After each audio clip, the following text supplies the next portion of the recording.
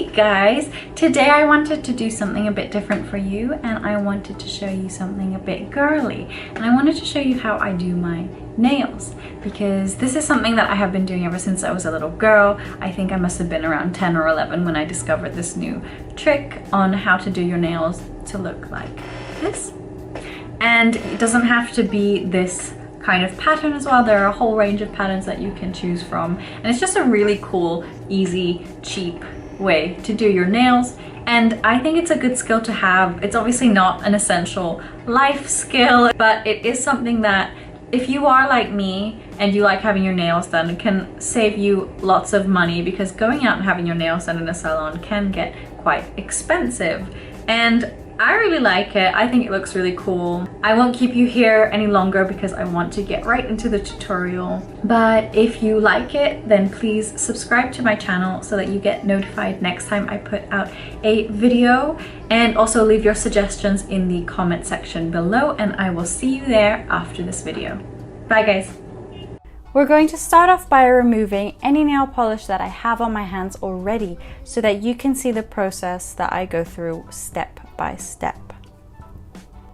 I use this nail polish remover by Bobby Nails because it's acetone free, which I really appreciate because it doesn't have that chemical smell. It smells like lemongrass, which is really a lot more pleasant.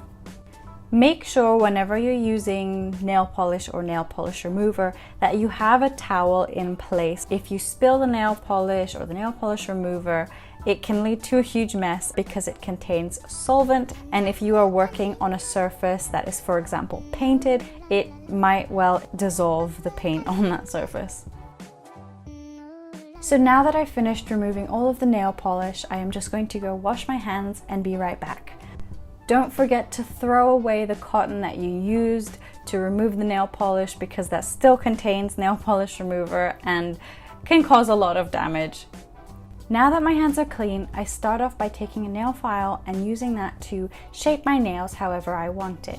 I prefer to have my nails a more square shape because I feel like that suits the shape of my hands and my fingers better, but you can shape them however you want. If you want them to be a bit more curved and less square, then that's fine, up to you. Don't be surprised when you are filing down your nails, they will get a little bit frayed. Don't worry about that. The next step is to use a buffer on our nails, and we can just use that to smoothen our nails out.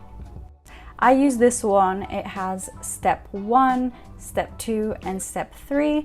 And the first step is to smoothen the nails out, and then the rest of them are to make your nails a bit more shiny.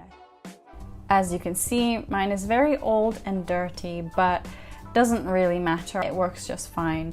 Usually the better ones do end up being quite expensive, but I know that they last many, many years. I usually take a piece of tissue paper and wet it just to get the dust off my nails.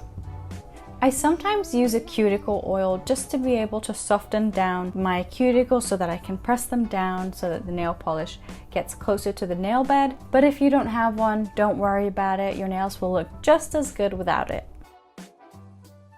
Now we're on step 2 of this buffing process, which is just to make it a bit more shiny. Finally, we're on step 3, which just makes it really shiny and you can really tell the difference. Sometimes if I don't use any nail polish at all, I just use the buffer to make my nails look a bit more shiny, and it doesn't really need any nail polish after that. Now we're done. I usually don't spend too much time doing this. I think it's taken me about 10 minutes at this point, and now we can finally move on to painting our nails. These are the nail polishes and the tools that I will be using today. We have a nude nail polish, a top coat, a white one for the detail, and then my 2 essentials, this stamper and a scraper, which I will explain in a bit. I'm going to start off with this nude color as my base.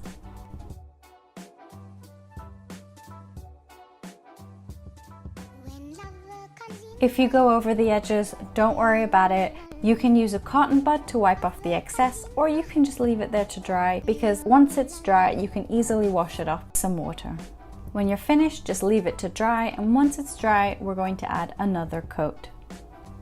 Very carefully, while waiting for my nails to dry, I'm going to choose the design that I want on top. I have had these stencils for a very long time, so I can't quite remember where I got them from, but I did find some that you can buy on Shopee and on Amazon, so I will leave the link in the description below so you can check them out for yourself. This is the design that I ended up choosing. I like it because it's simple and it's clean, and you can see by how scratched it is how much I've used this design. Now that my nails are dry, I can continue with the second coat. I usually only do 2 coats. I find that 3 or 4 coats is a bit excessive. 2 is fine, and then you can put a top coat on it later, which will make it extra sturdy and extra shiny. Patience is key. You really don't want to mess up at this point after all of the effort, so make sure that your nails are really dry before we move on to the next step. Now that my nails are finally dry, we're going to move on to the next step, which is stamping my nails. And this is the fun bit. For this bit, you will need a tissue paper because when you scrape off a nail polish, it needs to go somewhere. Generally, for the top color, I usually choose white. If not white, then black. I find that it's easier to make the colors pop like that. Another nice one is yellow. It's really up to you. What we do is we take the white color and we paint a little bit onto the stencil. Use the scraper and scrape it off onto the tissue, and then use the stamping tool to grab some of the nail polish from the stencil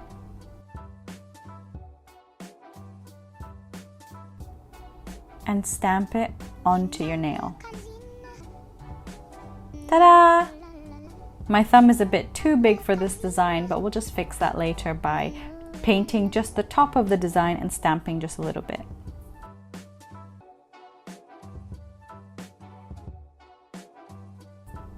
And this is what it looks like. Don't worry about going over the edges. As I said earlier, this will come off very easily with a little bit of nail polish remover on a cotton bud or just by washing your hands. Do the same thing on the other side and then we're nearly done.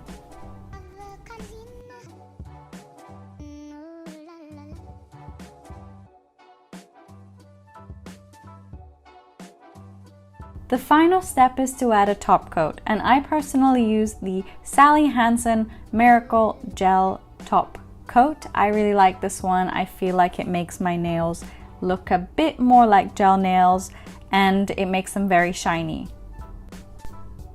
And we're done! So I hope you were able to follow and I hope you enjoyed the video. Again, I will leave the links for anything that I used or any products that you can buy as well in the description below. Enjoy, and I'll see you in the comment section. Bye everyone!